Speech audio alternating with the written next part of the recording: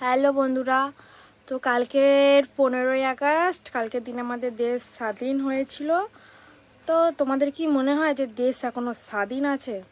তো দেশ যদি স্বাধীন থাকতো তো আজ হয়তো ঘরে ঘরে মা বোনেদের এভাবে রেপ করে মার্ডার করা হতো না।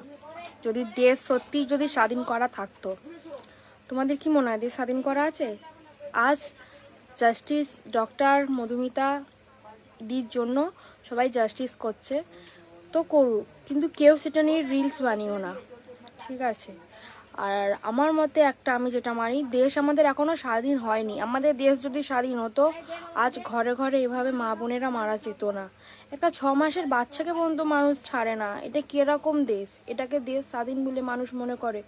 তো আমাদের ক্ষেত্রে কালকে দেশে স্বাধীনতা দিবস পালন করাই উচিত না। এটা কি কিরকম স্বাধীনতা পালন করা হচ্ছে? একদিকে স্বাধীনতা পালন করা হচ্ছে, পতাকা তুলে